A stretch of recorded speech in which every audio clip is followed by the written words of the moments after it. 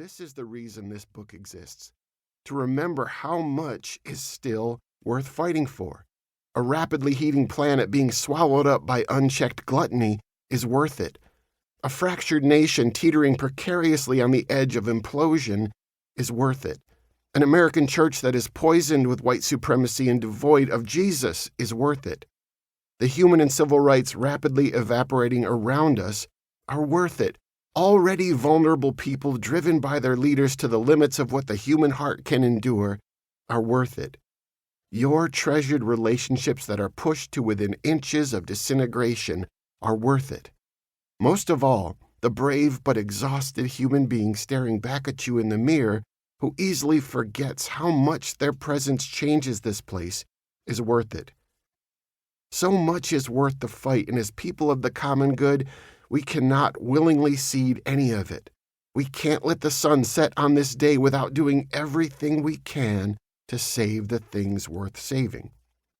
Recently, I asked my social media followers what gives them hope right now. A myriad of reasonable and predictable replies came back. Children, grandchildren, spouses, partners, meaningful work, food, sex, laughter, music, and dogs, and lots of dogs. There was an unsettling pattern to many of the responses, too.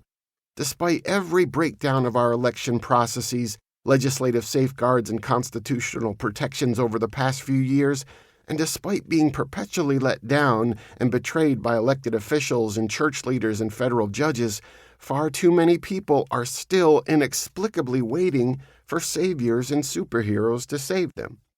I have faith that God will make things right. I believe that love wins. I trust that goodness will persevere.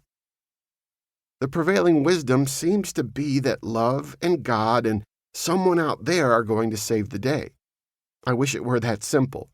I wish it were that cheap and clean a proposition.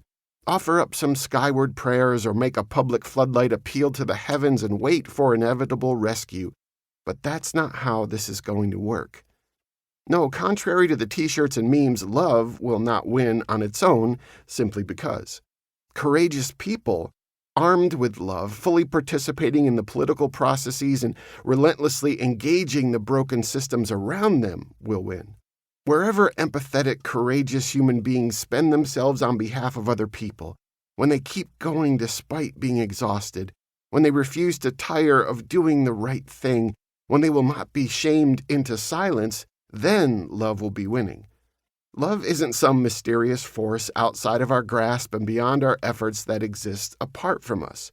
It is the tangible cause and effect of giving a damn about our families, neighbors, strangers, and exercising that impulse in measurable ways. Love isn't real until it moves from aspiration to incarnation. And all apologies to the theist and deist, but God is not going to magically make things right either.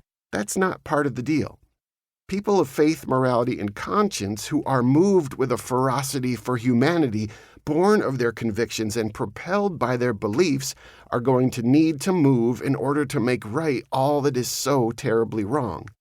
They're going to have to sacrifice sleep or relationships or comfort in order to step into the messy, jagged trenches of this fucked up day and unfuck it.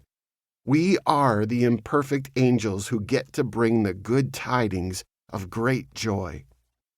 And we know from our friends in politics that thoughts and prayers alone aren't fixing this mess either.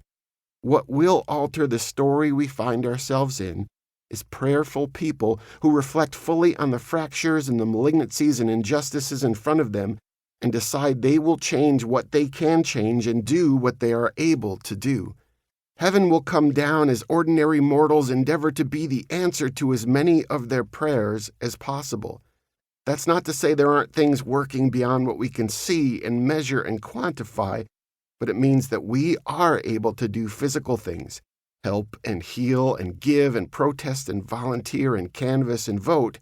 And if we do those physical things, then we will at least be able to rest in the mysteries, knowing we did all that we could with what we were entrusted with.